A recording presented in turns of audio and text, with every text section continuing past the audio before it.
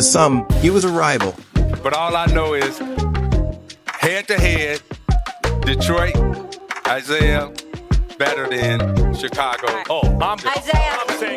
To others, a demanding teammate. He tested everybody he played with, and I stood up to him. He hauls off and hits me in the chest, and I just haul off and hit him right in the fucking eye. But for almost every basketball player, Jordan was the biggest inspiration. Everyone wanted to be like Mike. You know, you want to be fast like Isaiah, shoot like Bird, rebound like Barkley, pass like Magic, be dominant like Shaq. But man, I wanted to be like Mike. To the world, MJ was an icon, a global superstar who changed the NBA and sports culture forever. One day you might look up and see me playing the game at 50. Oh, don't laugh. To honor his legend, we've compiled a collection of the greatest stories about his airness, a player they called Black Jesus, and the guy with the most aura in NBA history. There were certain players throughout NBA history who put fear in opponents' hearts. Kobe was one of them. Shaq was feared due to his immense size and physical dominance. Allen Iverson was feared too, as everyone was afraid to get their ankles broken by AI. While Larry Bird could take all your confidence away with one line. Really just teasing. I look around and everybody's looking at me. I go, who's coming in second? However, nobody was as feared as Michael Jordan, who was as equally vicious and vindictive as he was a great basketball player. Ganson said, 45 is not 23. Oh, Lord. I would have said, man, y'all, you don't shut the fuck up. What is you doing? That mother took out that damn thing. I saw 2-3. I said, oh, Lord, we in trouble. You did not want to make Michael angry, ever. Who do you think you are? So at half, I have 10, and he has 4 points. He ended up with 44, and I ended up with 12. Even though he played before the smartphone era, Jordan would read every news article and watch every TV segment to find even the tiniest bit of motivation. Before the 1992 NBA Finals, some analysts suggested that Clyde Drexler might have an edge over Michael Jordan because he was a better three-point shooter. So what did Jordan do? He scored 6 threes in the first half, breaking the finals record for most threes in a half, as well as for most points in a half with 35. On March 19, 1993, Washington Bullets guard LaFraud Smith went off for a career-high 37 points in a road loss to the Chicago Bulls. Following the game, Smith reportedly told Jordan, "Good game, Mike," claiming that he felt Smith was mocking him. Jordan supposedly told people that he would drop 37 points against Smith in the first half of the team's next meeting, which was scheduled on the very next night. Jordan didn't quite live up to his braggadocious claim. He only managed to score 36 points prior to halftime. Years later, Jordan admitted that Smith never said "good game, Mike," and that he simply made up this story to give himself some added motivation. But when you provided that motivation yourself, you were in big trouble. We in Chicago. JR is having a good game. I was just like, yo, keep killing Mike. Can you hear me? I see him and Mike having a conversation. So he's like, he don't really know he excited. And now MJ on the back leg joint. In this next 67 minutes to play, y'all. We down 25 now. It was just at 2. Mike had 18. He had like 40 now. MJ was ruthless, and he wasn't hesitant to pick on anybody and say whatever came to his mind. When the Chicago Bulls faced the young and talented Charlotte Hornets in the first round of the 1995 playoffs, during a crucial moment in Game 4 with the Bulls up 2-1 in the series, Muggsy Bogues had the ball during crunch time with MJ guarding him. Jordan stepped back and gave the 5 feet 3 inches Bogues a chance to shoot while yelling, "Shoot it, you F." The shortest player in NBA history took the shot. Didn't come close, as he was just another victim of Jordan's brutal trash talk. However, Jordan didn't care about size, and he wasn't afraid to challenge much bigger players. After Dikembe Mutombo bragged that Jordan never dunked on him, Never got me in the 6 years. Just go and say it. No. MJ got him the very next game they played, while giving Mutombo a taste of his own medicine, the infamous finger wag. A very similar story happened in Utah when the Bulls played the Jazz and Michael dunked hard on 6 feet 1 inch John Stockton. Jazz owner Larry Miller yelled, "Pick on someone your own size." So on the next possession, MJ dunked on 7 feet 1 inch center Mel Turpin and shouted, "Is he big enough for you?" But Michael was competitive in everything, not just basketball. During the 1992 Olympics, the members of the Dream Team often played cards and shot countless rounds of golf between games. They also played ping pong, where one player ruled supreme. The young college guy, Christian Lettner defeated Jordan badly the first time they played. And for 2 days, MJ didn't want to talk to anybody, feeling humiliated by a guy who hadn't even played a second in the NBA. But Michael, being Michael, secretly had a ping pong table delivered to his room. I've heard through the rumor mill that Jordan had someone go out and buy a ping pong table and take it up to his room. Practicing maniacally for a few days until he was ready to get revenge. Nobody was safe from Jordan when it came to competition, and Michael would do anything to win. And even though he was one of the richest athletes of all time, he still never missed an opportunity to take money out of his teammates' pockets. Back in the 90s, the Chicago Bulls would entertain fans by staging virtual races between Bulls on the Jumbotron during timeouts. During one timeout, Michael Jordan bet Scottie Pippen $100 on which Bull would come in first place. The two bet on the games throughout the season. And Jordan almost always won because, unbeknownst to Scottie, Michael would take the court before the game to see the races being tested out on the Jumbotron. Michael was notoriously harsh on his teammates. And the most famous story of his ruthless competitiveness was when he punched Steve Kerr during practice. I just haul off and hit him right in the eye. However, that's just one example. Jordan also punched Will Purdue. Will set a legal pick on MJ. MJ said, Will, don't do it again. Phil ran it again. Legal pick. MJ walks up to Will. Boom! Let him up. It was over. The next day on the plane, Will gets on the plane with a huge shiner.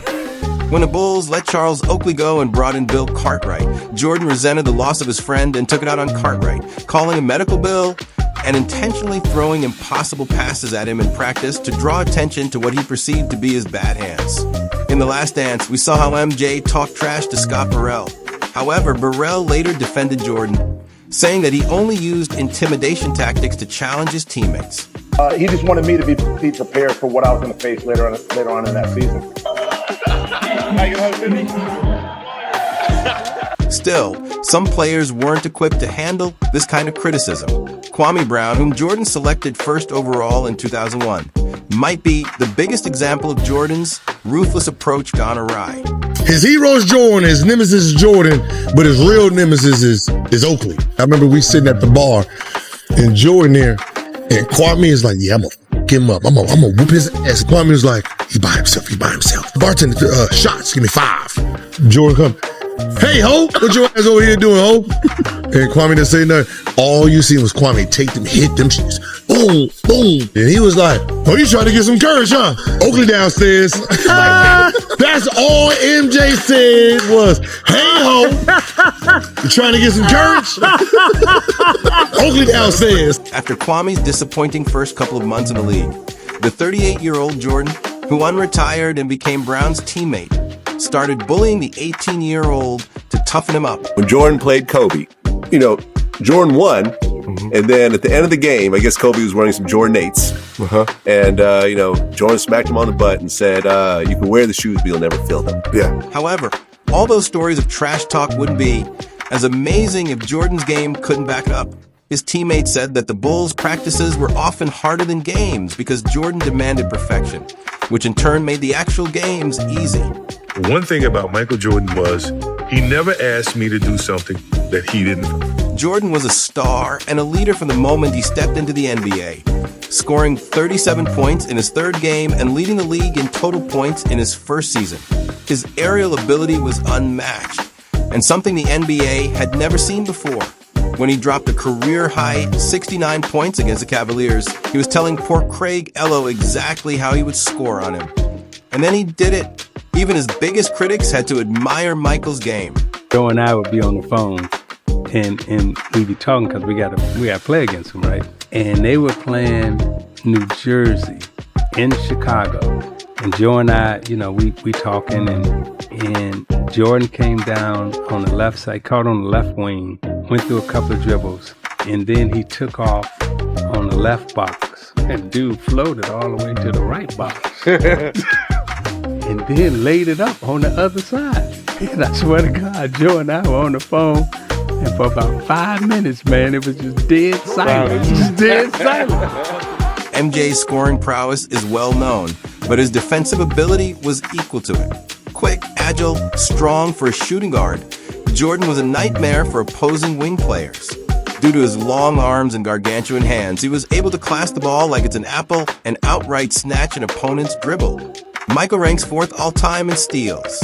And in a 1988 game against the Celtics, he stole the ball 8 times in the first half. It's been the Michael Jordan show so far with 8 first-half steals. That's a Bulls record. Of course, the most famous and most important steal of Jordan's career happened during his last game for the Bulls when he stole the ball from Karl Malone, after which he made arguably the biggest shot of his life. 6. Jordan. Open. Chicago with the... For his career, Jordan made 28 game-winning shots, including an NBA record 9 game-winning buzzer beaters, which cemented his status as one of the most clutch players ever. After Jordan retired in 1998, the Bulls had a catastrophic season, setting a modern-day record with just 49 points scored in a 1999 game against Miami. The Bulls setting a new record for offensive utility. They score only 49 points. Michael had 39 games of 49-plus points with the Bulls, which proved how badly the Bulls needed him. In 2007, at the age of 43, Jordan was running a basketball camp when he got challenged by the best high school player in the country, O.J. Mayo. In front of my camp, he starts this thing about, you can't guard me, you can't do this. You know, I got my campus here, so obviously I can't really go where I want to go because of my camp. So I stop the camp, send the kids to bed. We go back to playing, and he starts his whole thing that you can't guard me, you can't do this. And then finally I said, look, dude, you may be the best high school player, but I'm the best player in the world. So from this point on, it's a lesson. And from that point on, it was a lesson. He never won a game. Even when he was past the age of 50, Jordan's competitiveness was unmatched, and he was still able to beat NBA players one-on-one. Did have the chance to go one-on-one with Michael Jordan earlier in the year. You know, can you take me a little bit through the game? It was a dream come true for me. Because my boss now. In his early years, Jordan was not a drinker, never touched alcohol during the 80s, but he suffered from insomnia. And a doctor told him to try drinking a couple of beers before bed to take the edge off. After that, Jordan started drinking regularly, oftentimes before games. However, that didn't have any impact on his performance. On the bus, and MJ like, man, drop me off here. And you drop him off at the bar, he say, gonna have some beers. He tell us to pick him up on the way back to the game. We get on the bus, yeah, man, I'm feeling good, right? Bubbly, smell the beer on it. Going through warm-ups, man, I'm seeing 3 rims. I'm gonna shoot at the one in the middle. Got 30 at half. Even after 36 holes of golf and a dozen beers, MJ could still score 40. Me at Sunset Ridge early when we go play 18 holes. We played around, beat him for a couple thousand, and I'm getting ready to leave. Now, Bulls are playing that night. I play Cleveland. So I'm thinking he's leaving. It's 10 o'clock. He's like, no, let's go play again. We roll around another 18. He goes, I'll bet you that we win by 20 points and I have more than 40. Son of a gun goes out, scores 52, and they win by 26 or something after 18 holes of golf. And 36 holes of golf. 36 holes of golf and having like maybe 10 Bud Lights. Jordan's aura was simply unmatched. And he is by far the coldest dude to ever touch a basketball and someone who can intimidate players just by his presence. The time we played the Bulls, we get off the bus before the game. Jordan parks inside his Ferrari. We're getting off the bus, and he's smoking a cigar. Before the game? Before the game. And he's like, who's going to check me? Everybody pointed at Calvin. One time, Michael got so bored that he started counting his points backwards against Steve Smith. One time I know he started counting backwards. You know, he said something like 38, and I didn't get it, Reggie. You know what I mean? He started saying 36. I said, wait a minute. So he going backwards, and now if he gets to 0, he got 40. MJ could hit free throws with his eyes closed and switch hands midair before a layup in the NBA Finals. Nobody was above Jordan, not even presidents. There is a reason you call somebody the Michael Jordan of. Michael Jordan of neurosurgery, or the Michael Jordan of rabbis, or they know what you're talking about. Because Michael Jordan is the Michael Jordan of greatness. He is the definition of somebody so good at what they do that everybody recognizes. With iconic quotes like, And we're walking off the floor, and Tex looked at me and said, you know, there's no iron team. It's not an iron team, but it's an iron win. I've never lost a game. I just ran out of time. And to learn to succeed, you must first learn to fail. These just added to Jordan's legend. Of course, there's also the iconic "I'm back" one-liner when he unretired for the first time in 1995, which was something the Terminator would say, "I'm back." And in fact, for many players' championship dreams, Jordan indeed was the Terminator. And even though those big 90s suits look out of style now, they still look good on Jordan, who inspired a whole generation on how to dress. And he was the very epitome of cool. But I remember, man, and I'll never forget it. He showed up to the joint. And I just remember the reaction from everybody else. All the other, 74. You know what I mean? All the other 74. And I remember the reaction from them. You know what I mean? Like, I was looking at it like, yo, this man is the man. Playing with an unmatched drive to win, a killer instinct to destroy his opponents with legendary trash talk, and a style that matched the substance. It's perfectly clear why everyone wanted to be like Mike. This man oozes confidence, and without any doubt, he is the player with the most aura in NBA history. Thank you for watching, and if you like this one, we have another video for you right here.